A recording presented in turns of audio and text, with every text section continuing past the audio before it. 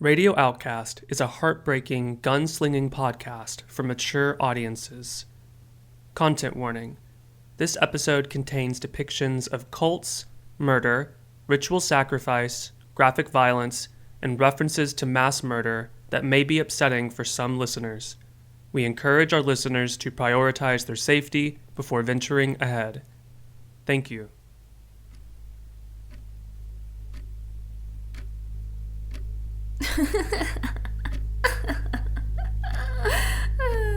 You know, Helix used to follow me around like a puppy.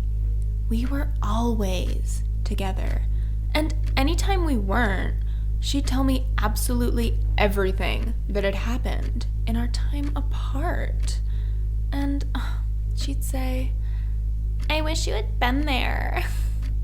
So I put in the work to make sure we could stay together. I made the sacrifices. But the moment I so much as hinted that maybe things needed to change between us, she goes off with some human. Her precious Dre. Well, fine. You know what? Fine, Helix, fine. You win. You can have all the human men you want. Let me know how that goes for you. Oh my god, so I can just hear her now. "Emmy, I found an old fort, joined a rando party, went off with the first guy who made eyes at me, of course, and abandoned my friends, as usual. But turns out he's like part of a cult and wants to sacrifice me. Bummer. Anyway, wish you had been there." Don't worry, Helix. I'm right here.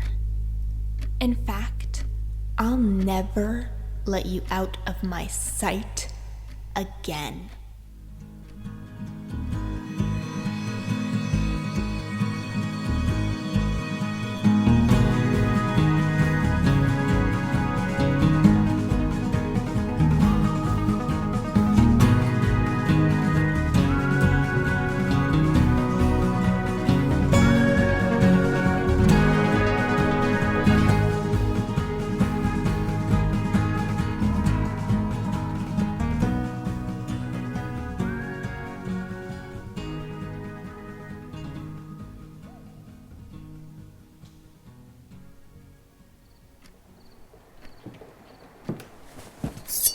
The ascension will go undisturbed. Take your seat, Mr. Rogers.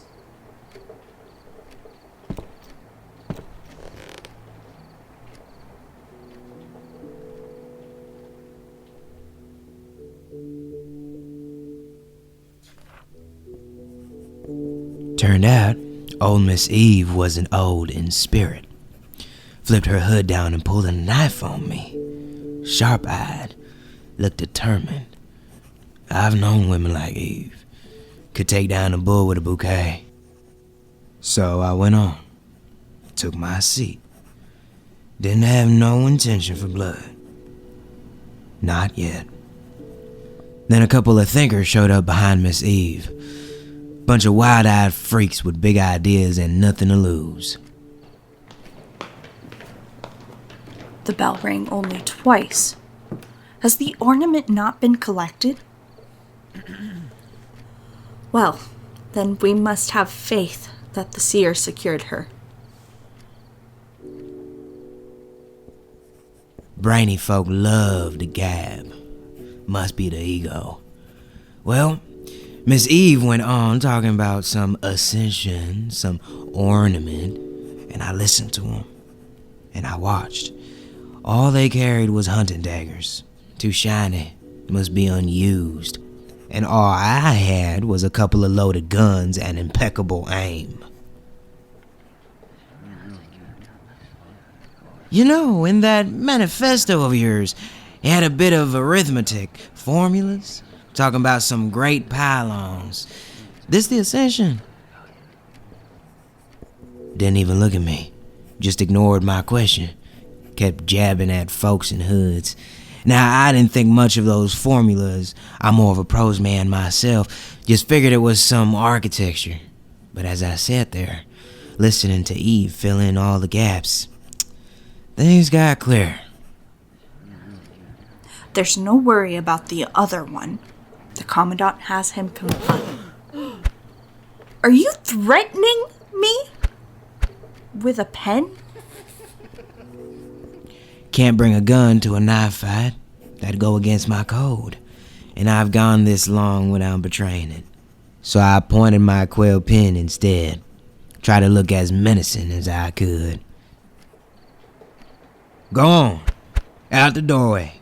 You'll tell me where my partners are, then we're leaving. And I don't want trouble from... The Firmament, it beckons. Dispose of him, swiftly.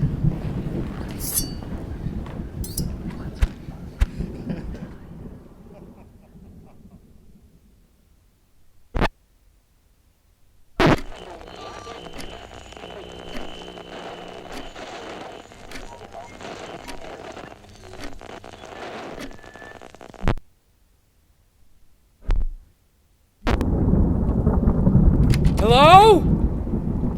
Monsieur Commandant! It seems you've mistaken me as a stowaway!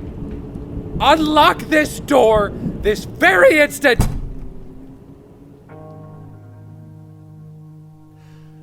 I'd had my night of peace from Helix and Jesse. Now, separated wherever they might have been, I worried I might never leave the Keeper's barracks. In the deepest trenches of my thoughts, I worried, perhaps, that they'd abandoned me. Left me for the daggers. I know that my temperament can be quite grinding, perhaps. Perhaps this was the end for Charles Osgood.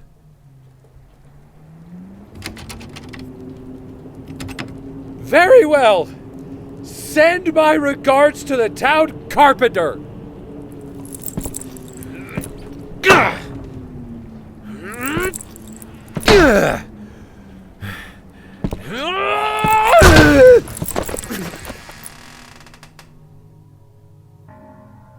Allow me to be crude, mistress. Emmy, rather. But the very instant I rammed my shoulder against that door, thus bursting that damned lock, thus collapsing into the empty hall, a crash of thunder fell upon Brink City, and I quite nearly wet myself. Truth be told, I figured the drunken louts had forgotten about me, locked poor Osgood away for the night to protect him from, perhaps myself? Though I am no such tippler, I could be 7 mugs deep and still retain my courtly elegance, no?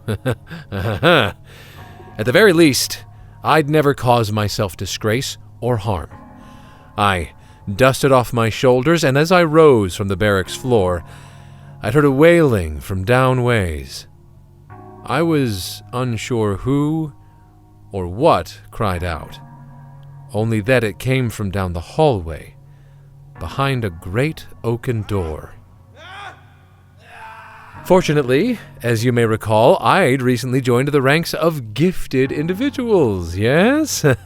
After that marvelous skating display at the Idaho rink, at last I'd found a purpose for my oral powers. None handsomer than the cowboy's immortality, I confess, but I've made peace with less. Alas, I enchanted the distant voices to echo closer. The first voice I recognized immediately as the Commandant. He spoke with fearful vigor. Men, the seer has sent word. The true sacrifice has been captured. He has recognized a heavenly demeanor about her. She is our true ornament. Oh, hush. You are no longer useful for us. We shall use the ornament's 2 companions as accompanying sacrifices, unless you wish to join them. Very well.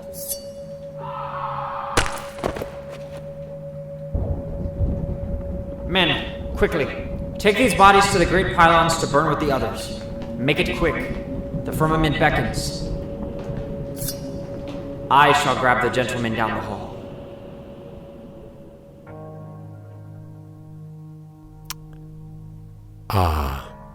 Well, there can be no greater killjoy than mention of sacrifice, particularly when I'm involved.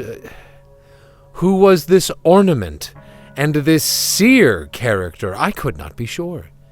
But I would not linger around for the bloody context. I returned for Sonny and then sallied forth down the winding staircase. Curiously, it seemed the lower barracks' floors had been gutted, each floor a vacant, hushed hallway, as if the dozens of unruly keepers had obligations elsewhere beyond their scant patrols, perhaps attending this so-called sacrifice. I shivered at the idea.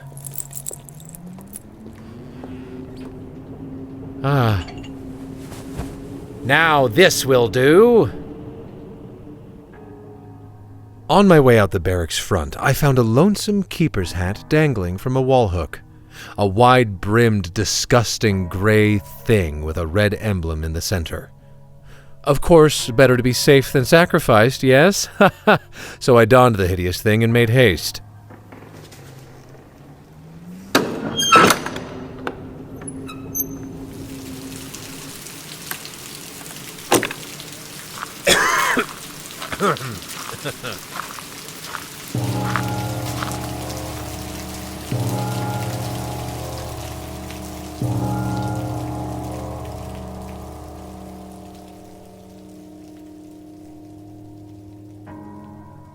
The sky had turned to an unfashionable ash, that very same gray which the Brink citizens so seemed to love.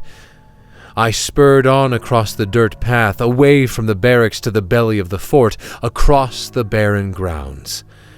Not a soul in sight. An entirely different image whence we arrived. Only the dubious smell of cherry trees against a coal-gray eve. To the west there rose the second gate where I had passed through following the commandant. It was now sealed shut and unguarded by the keepers. From afar I could see the fruit and vegetable fields were unpopulated. This was where Helix was meant to be. If not there, then where? A sensible man, perhaps, would flee toward this direction. He would crawl the Brink City gates, hop on a steed, and disappear from these Montana horrors. And yet, there remained one fortress location where my companions must have been. Beyond the third and final gate, where Jesse had passed with that librarian, the Thinker's Gate. I turned east toward it. A great blue emblem dangled from its iron bars, waving the image of an open book. And there, far down the pathway, a gathering of shadows approached the gate. I could only imagine who they might have been.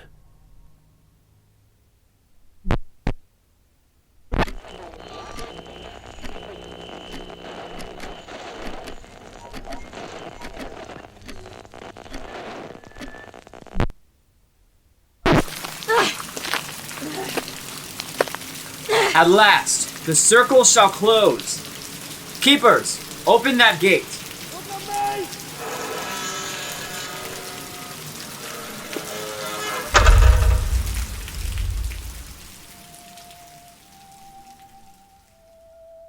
Well, Mom, I wouldn't be praying to you now if I didn't escape, but I'll admit, at the time when those lumbering assholes were pushing me through that gate, I didn't know what to think.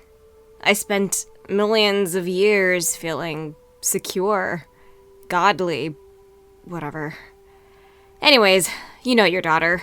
You know I gave him total hell. Coda, remember that mayor in Lone Flats? Yeah, get them.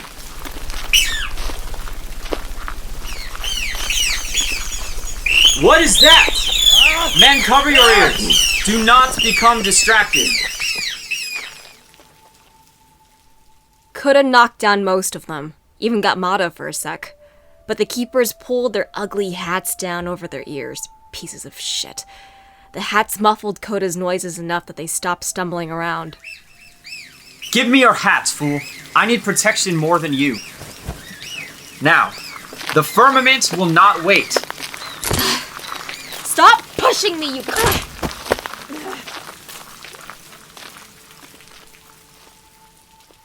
This fucking guy. He shoved me through the Thinker's Gate and kept shoving, pushing me along a dirt path. The little moonlight we had disappeared behind clouds. I couldn't see my hands or feet. I could only feel Mata's hand, or I guess the seer's hand, pushing against my back. When the bolts came down, the flat, grassy field around us lit up. I only had half a second. I spun around looking for Jesse, knowing he was supposed to be somewhere around here. Instead, Mata shoved me toward what looked like a circle of towers. Towers! Fucking towers. It was too dark to count all of them. I waited for another lightning bolt. 11 towers in a huge circle. And 1/12th tower in the middle, taller than the rest of them. They all looked the same, just like the towers we've been hunting this whole time. I couldn't believe it. Did the people at Brink City know? About the powers? About me? The huge central tower had a metal thingy coming out the top. When the next bolt of lightning came down, it struck the rod right on the tip. The tower glowed bright yellow.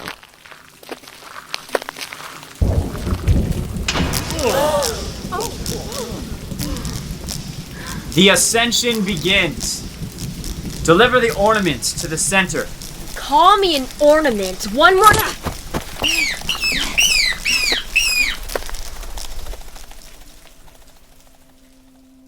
Mata shoved me again. I stumbled toward the center of the field, closer to the glowing tower. I don't know how it worked. The metal on the tower walls buzzed, glowed yellow, burning with the heat as we got closer. Another lightning bolt connected with the tower's metal rod. Now the energy traveled away from the tower, slithering across the ground. They had installed metal webbings across the entire field. If my life wasn't in danger, I'd probably be really fucking impressed. The lightning went down the tower, traveled out in 11 different directions, toward the other 11 towers. I made one more effort to look for Jesse, or even Charles, but found nobody except Mata and his cult-worshipping assholes. Mata stepped in front of me and opened a small door leading inside the big central tower. This close, the heat could melt your face off. I closed my eyes and he shoved me one last time. I could hardly see anything. Inside the tower, there was a narrow staircase made of wood, and the only light came from a tiny square window near the top. I took one step up and then another. But something reeked. I smelled blood.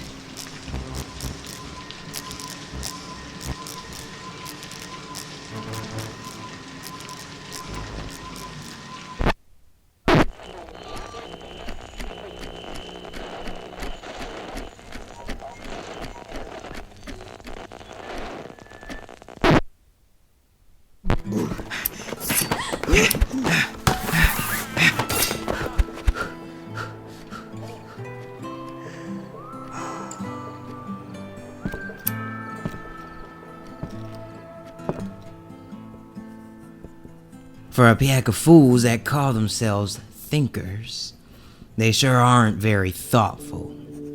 Carrying around knives like they know what to do with them. Well, they didn't. Dispatched them real quick. That librarian woman came at me with a dagger to my face. He had the look to kill me. Wild eyes and big wet teeth. All it took was a smack to her wrists. Her knife went flying across the room. Figured that'd shut her up. It didn't. She had the bright idea to start throwing books at my head. History tomes, biographies, cookbooks hurt the worst. I caught an almanac in the air and sent it back her way, right in her stomach. Knocked that librarian clean out. Took out the other thinkers with fists, elbows, and my ink pen. Couple jabs to the arms, shouldn't be fatal. Just a couple scars as a reminder. Don't fuck with me.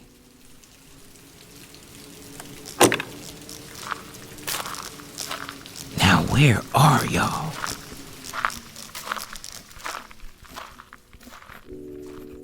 Once I busted out the library, went round the building and caught sight of those great pylons old Eve was riding about. Far off and away, they lit up the field like 12 lighthouse beacons. But that wasn't no fire on top of those towers. They seemed charged up from something else. Glowing. Could hear 'em humming a mile away. Oh, you there. All's good. I must have fooled you. You were a heartbeat away from getting sent to the sticks. Indeed? Now, perhaps I have a late-stage career at the Gaiety Theater. Save it. We're in shit here. You know where Barefoot is? About that. See, the only information I have is of some sacrifice. The Commandant spoke of some ornament. This dreary place could certainly use one.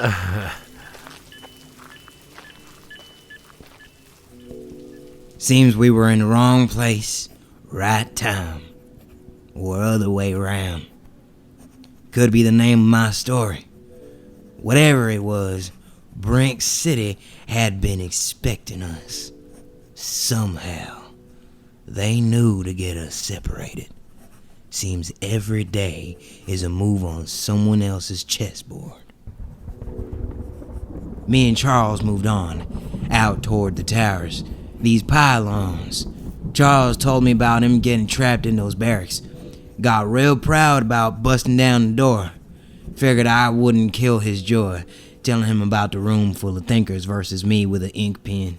Anyhow, we didn't have time to argue. Charles said he didn't see a soul near the front of the fortress, nor the middle. Only place that remained were those towers. My mind started pushing smoke. What if they did something to Helix? That'd call for breaking the code, no doubt. Do you see anything?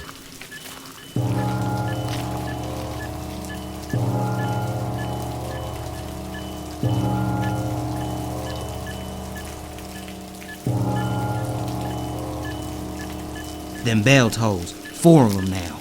Been counting them since we showed up. Keep walking. Closer we got to the towers, the taller they became. They glowed hot and high in the sky. 11 of them and one in the center, glowing brightest. It drew all the attention. Kept our eyes to the sky and didn't notice what was on the ground till it was too late.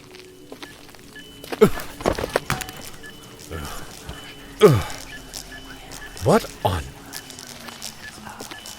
Oh dear. It's a proper festival of delusion.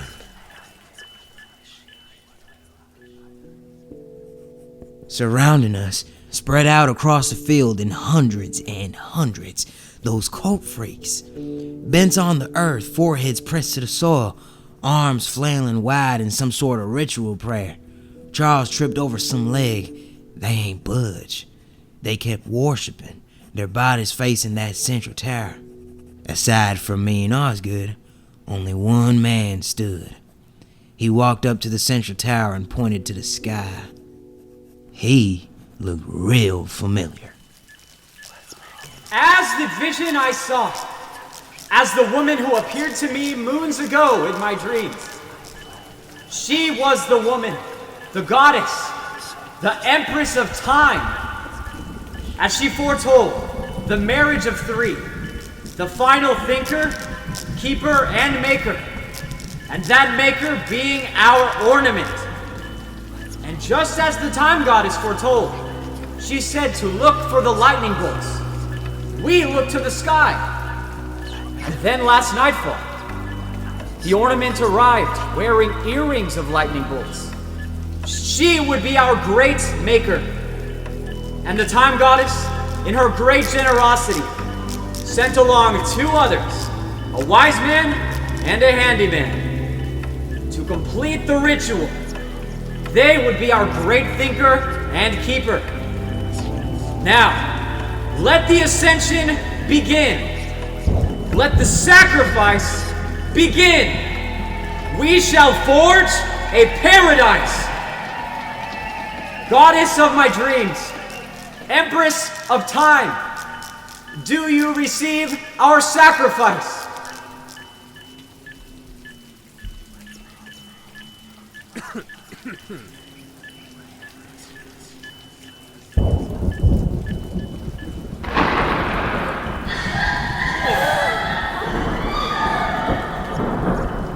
That laugh. I know this voice, this woman he speaks of.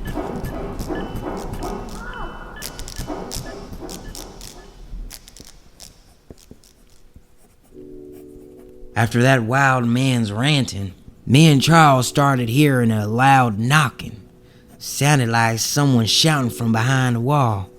The only direction was up, inside that buzzing central tower.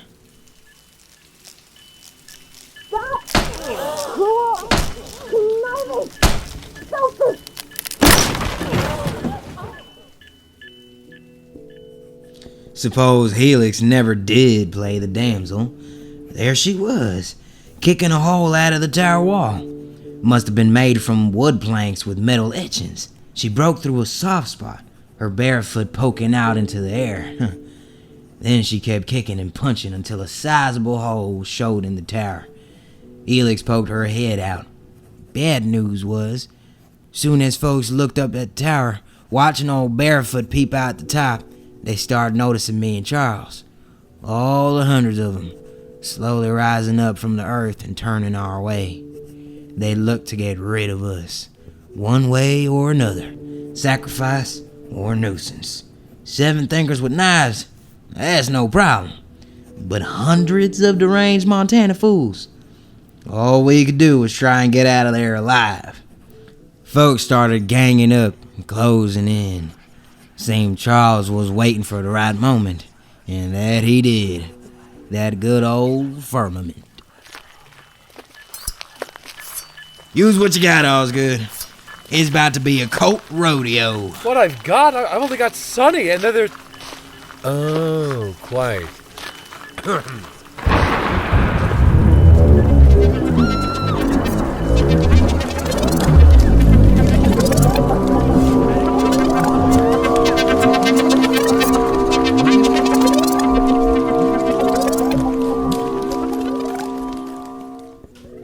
Hurt like hell. Charles playing the thunder like a horn, using them new powers against the colt. He stretched the sound until it became long, unbearable. All them colt fools clutching at their ears, howling out, and they dropped like flies, myself included. Cut my ears and fell to the ground, but it gave Helix the right opening she needed.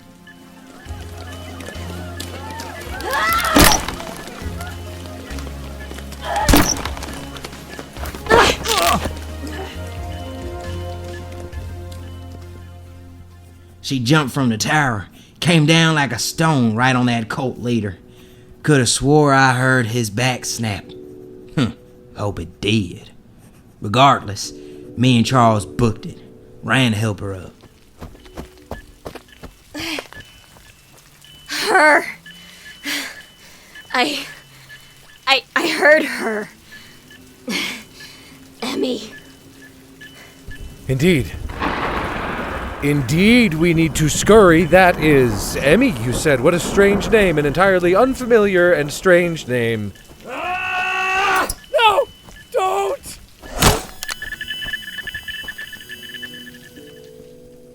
That colt leader ran up on us. Took a dagger at Charles' stomach, but he got that beeping machine instead. Saved a dandy's life. Before the man could remove his knife from the machine, I grabbed his arm and twisted. He gritted his teeth in pain, snapped his arm apart. His hand slipped from the knife and he fell to the ground. He wouldn't bother us anymore. 5, 4, 3, 2, Mr. Gorbachev, tear down this wall. 1. Sonny, that ogre just... No time. Forget that. The tower. No power. We need to find it. Oh, well, that's sumptuous. In that case, we have 11 more towers in this field to scout, and yet poor Sonny has just been massacred by that troll.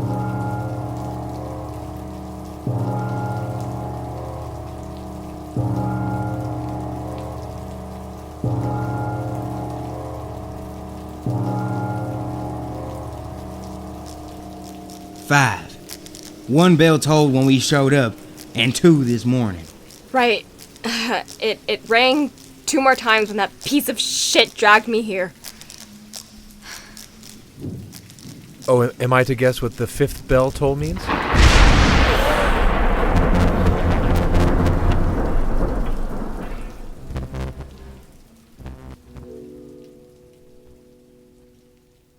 We had our answer immediately.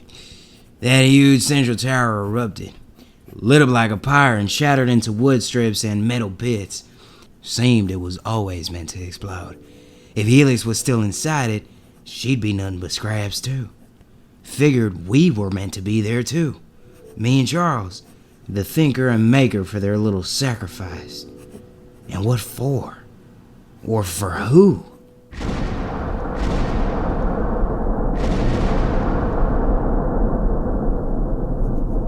The sound of it could have swore a beast walked the earth.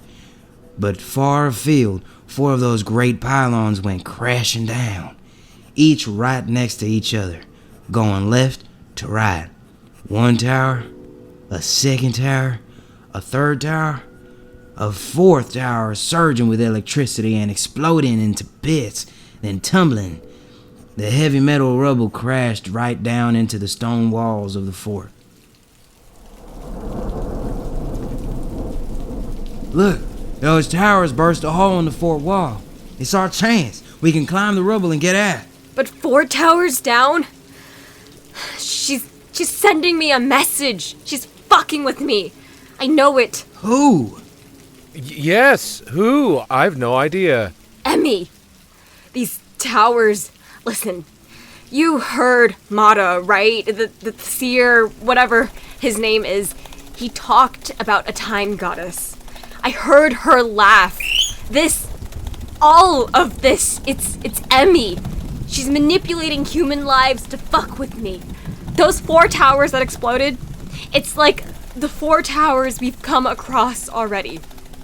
She's mocking us. She's telling me that she's been watching. We're just in a stupid fucking game with her. Hear that, Emmy? Fuck you! Fuck you for manipulating these people! Fuck you for leading us here! Fuck you!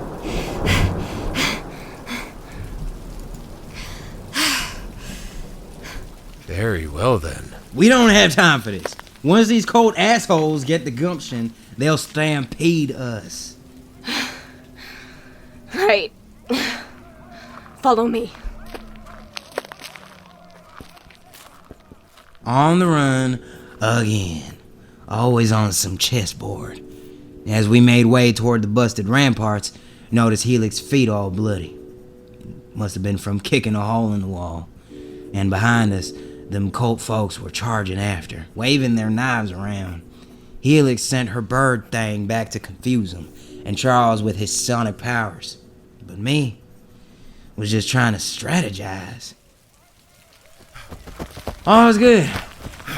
Send it to the horses. Fast.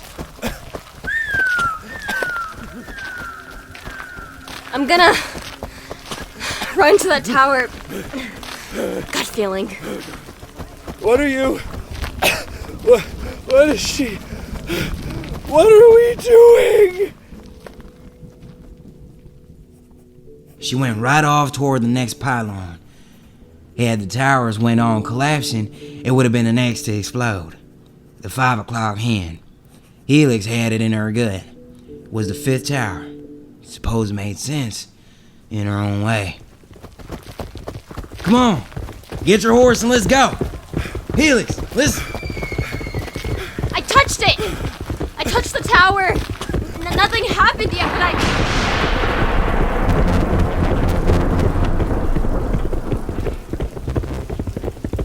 Well, I'll be threaded. Soon as she slapped that 5th tower, not 10 feet later, it charged up and exploded, bringing down more of Brent City's walls. If Helix had went up just a few moments late, she'd be dead now.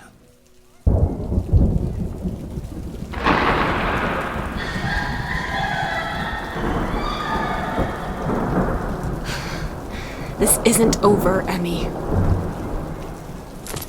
Horses ready! Up the rabble, let's go. We mounted up. Charles on his, Helix hers, me on quarter. Then we charged over the ramparts rubble, looking out onto the long Montana nothing. Bunch of cold green nothing, and no beeping machine to guide us. Behind us, we waited for more towers to explode. None did. Helix led the pack, galloping forward. She didn't want us to see it, but I did. The tears falling from her face, her flapping the reins in anger. Seems she discovered something there, in that central tower, about everything going on.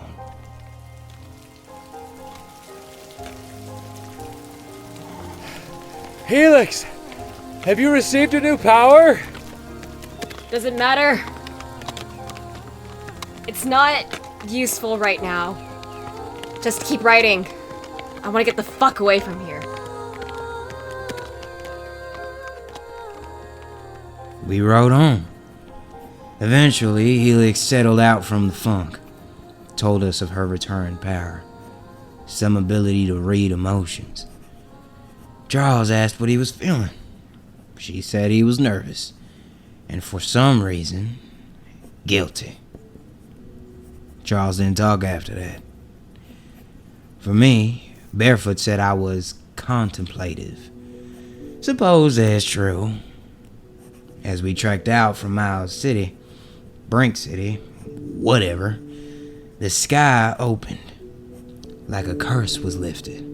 Sun came out and shined our way, our aimless way, toward what we could only assume was another tower. Was there another tower? I think so. Counted 12 towers, one in the middle. 11 circled round the field in a ring. 4 fell down, and 7 stood high. 7 towers. They're out there, waiting for us. All we've got to do is survive that long. 7 towers, and Barefoot gets her powers back. 7 more towers, and I get rid of this immortality curse. Then, only then, can I get my revenge. I will avenge you, Jacob Rogers. Like Joshua and the walls of Jericho, the impossible was made real. He broke them walls down. He rose. I will rise.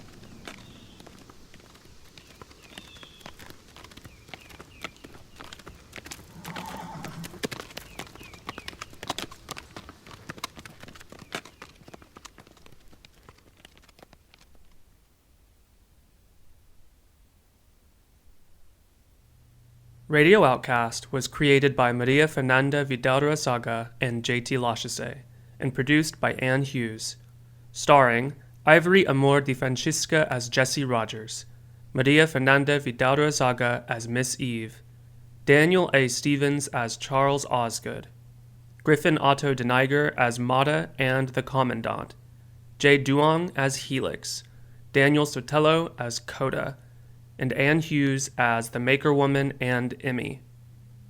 This episode was written by JT, directed by Fernanda, with dialogue editing by Ann, sound design by JT, and theme music by Samuel Kinsella. But before I go any further, check out this trailer from our friends at Caldera Studios for their supernatural fantasy, Where the Stars Fell. This is routine update log number 6 for Dr. Edison Tucker concerning my research into the town of Jerusalem, Oregon, and the existence of the supernatural, paranormal, mythological, and etc., blah, blah, blah. Since arriving, I've definitely encountered some stuff that could be classified under weird ass. The other day, I found what looked like claw marks in the vegetable patch wiring, and nobody in town will talk to me about the picnic area near Lincoln's farm, although it could be because everybody thinks I'm one of those monster hunting idiots, which I'm not, okay? I am an experienced professional who takes my work extremely seriously, and I am going to prove this if it's the last thing I ever... Dr. Tucker, what have I told you about keeping samples in the fridge? Although to be honest, I think the biggest mystery on my hands is how I'm gonna survive living with Lucille Kensington, stuck-up extraordinaire. So, if you guys don't hear from me again, it wasn't something in the woods that got me. Probably. Where the Stars Fell. Streaming now wherever podcasts are found. As always, you can find Radio Outcast online at radiooutcast.com or follow us on Instagram at Radio Outcast Pod and Twitter at radio_outcast. Make sure to stay tuned for a Season 1 wrap-up Q&A, where you can send us questions about the production and glimpse behind the scenes. If you like what you hear, let us know by leaving us a review on Apple Podcasts, Podchaser, or Good Pods. This helps us reach more listeners, and it gives us a chance to see what you all think of the show. If you aren't sure what to say, but you would still like to show your support, you can rate the show on any of those platforms, and also now on Spotify at the top of the Radio Outcast page right from your phone. If you'd like to help us grow, consider becoming a patron at patreon.com/radio_outcast. We have tons of content available right now for our patrons and much more in the works while you wait for Season 2, like behind-the-scenes material, original scripts, and bonus content, including our very first Q&A session with our lovely producer, Ann Hughes. But if that's too big of a commitment for you, if you become a patron at the Coda tier, for as little as just $1 a month, you too could get a special shout-out at the end of our episodes, like Kyrie O, who cleaned tables at a Lone Flats saloon before becoming the Wild West's greatest harpist. Gnome H, who found a walkie-talkie out in the Arizona deserts and made a pretty good penny selling it off to a collector of oddities. Pat C, who had tea with all 6 vice presidents of the Den of the Trade in Salt Lake City, but he found them rather annoying, so he went to have tea with the Vice President of America.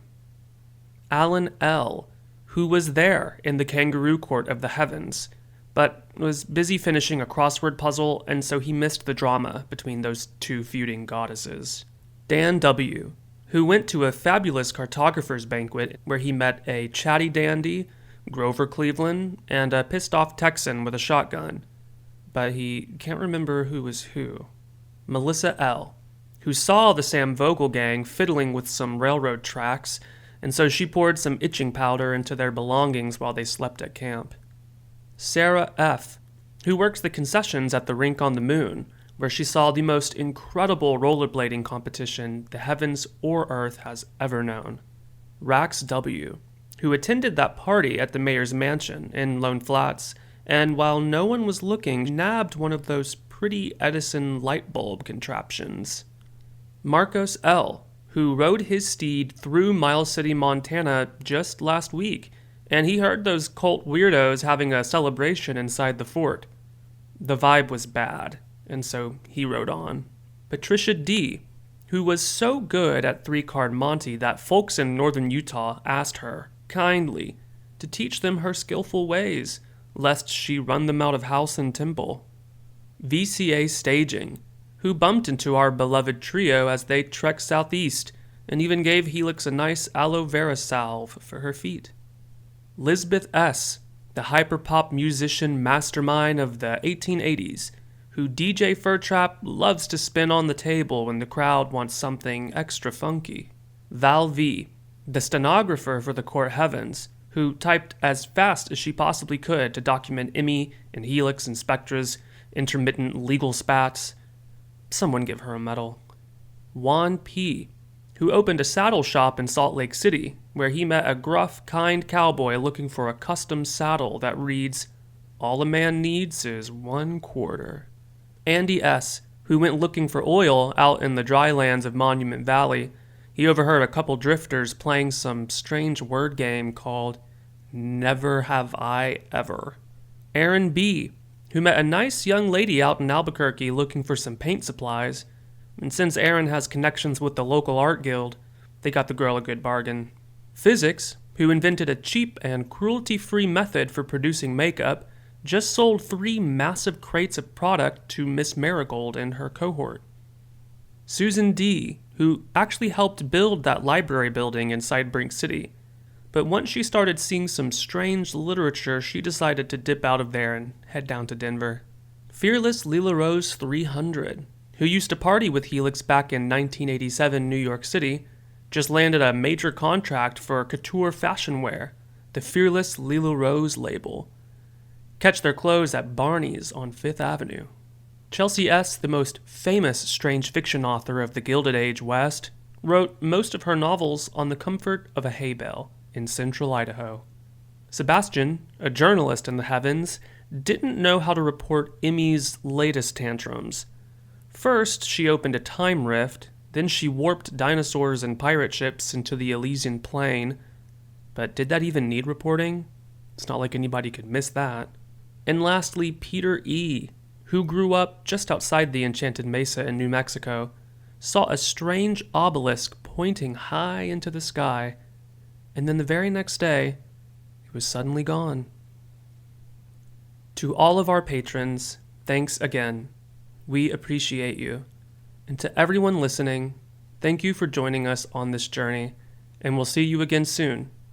And as always, Safe safe travels. travels.